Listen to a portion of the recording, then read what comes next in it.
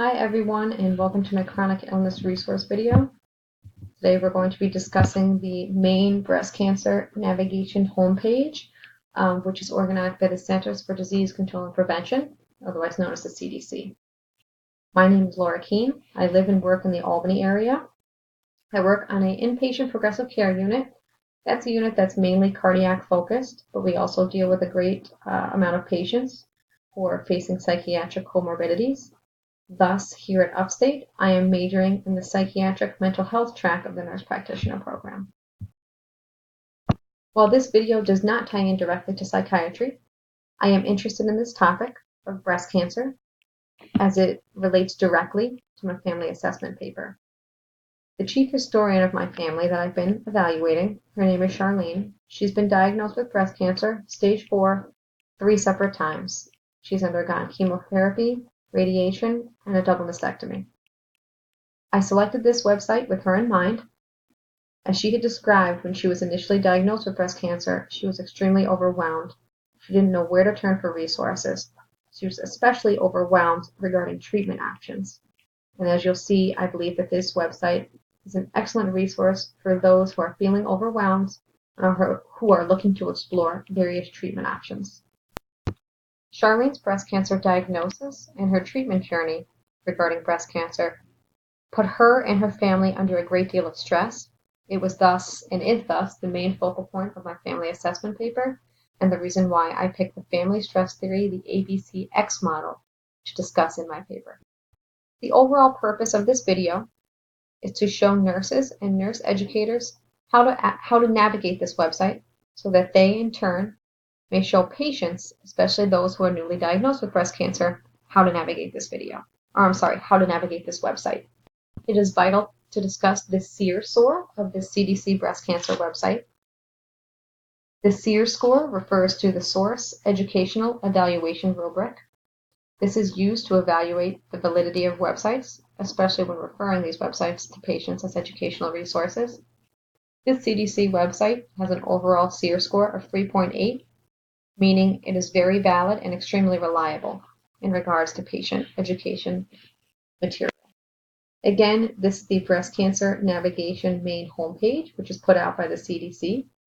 The CDC is a public institution run by the federal government, which conducts various epidemiological studies, but also provides a great deal of educational resources on countless acute and chronic illnesses for both clinicians and clients. Okay, I now want to start my website tour of the CDC Breast Cancer Navigation homepage. Just want to do a brief overview of this homepage.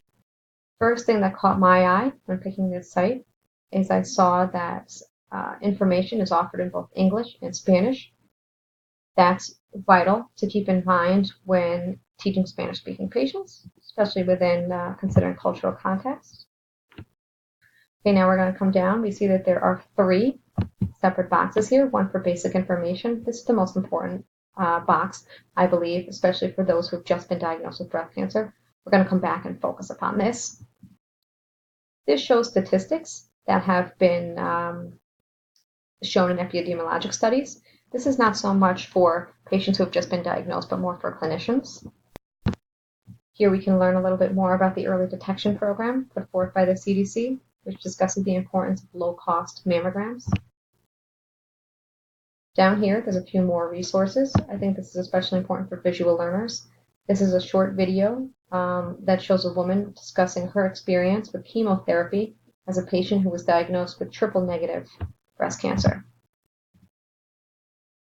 So for this instructional video, I'd like to discuss on viewing this website from the point of view of a client who has just been diagnosed with breast cancer. They're feeling very overwhelmed. They're not looking for fancy or detailed medical jargon, and they just want to learn the basics so that they may collaborate with their provider to discuss treatment options.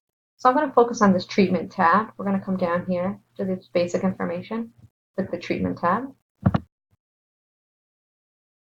So now we're taken to a page still within the CDC, which uses very basic language in discussing various treatment modalities for breast cancer. Again, this website is not for the purpose of using detailed medical language.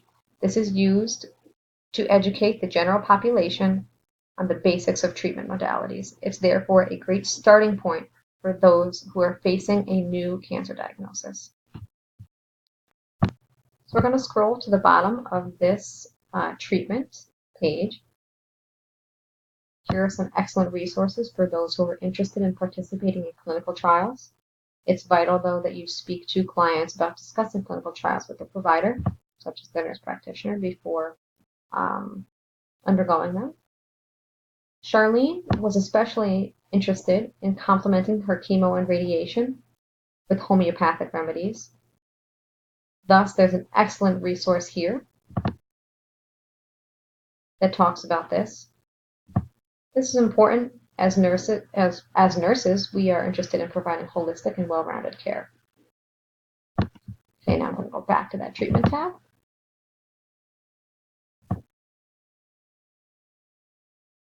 Here's some more information on side effects, which we will get back to. Just want to go up for a bit. I want to click on this link, which will actually take us to the National Cancer Institute. This is a great resource for clients who are interested in diving a bit more into the language of treatment modalities to better understand them. So the prior, let's not do that. So the prior page, I guess we could say, is a great overview to the basics of treatment. But this page from the National Cancer Institute, which by the way also has a Sears score of 3.8, gets a little bit deeper into these modalities. I'm going to scroll down. I just want to show you an example.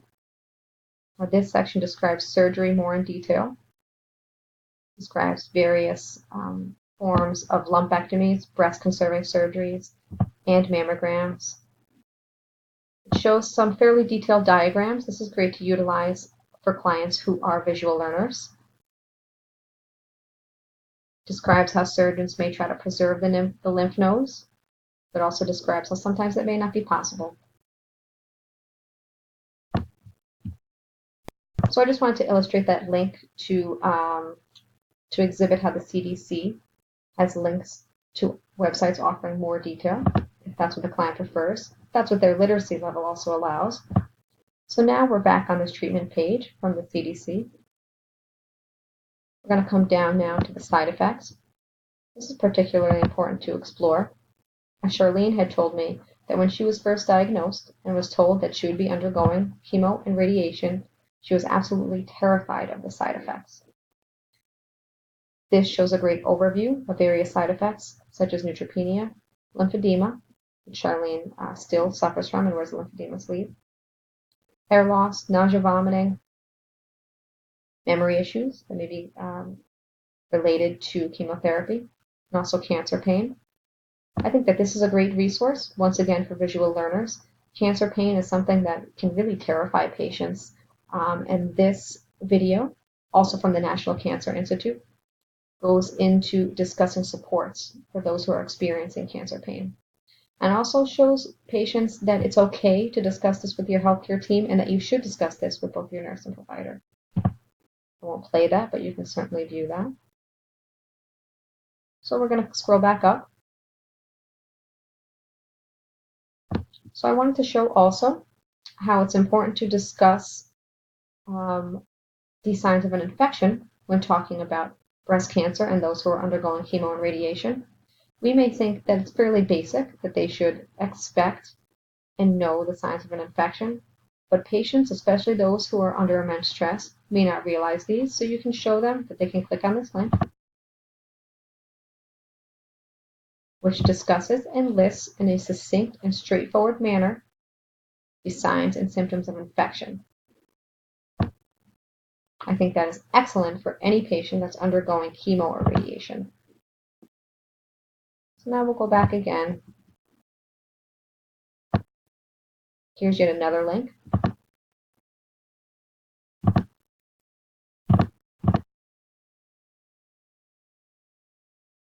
Now from the American Cancer Society, which allows patients to click on their current side effect and shows how to manage them. So I know I'm running out of time a little bit here in this video. So we'll go back to this main treatment page. back to the main page. And in conclusion, I just wanted to say that I believe the CDC's main breast cancer navigation page is an excellent resource for those who have just been diagnosed with breast cancer. It uses basic language and gives clients the general knowledge on breast cancer and treatment modalities. This thus prepares patients on becoming educated in their own care and prepares them to collaborate with members of the healthcare team. As patients, after all, are the most important members of the healthcare team, it is vital that we as providers remember this and thus direct patients to the most up-to-date, valid resources, such as the CDC breast cancer website. Thank you for listening to my video, and I'm eager to watch everyone else's video. Let me know if you have any questions. Thank you.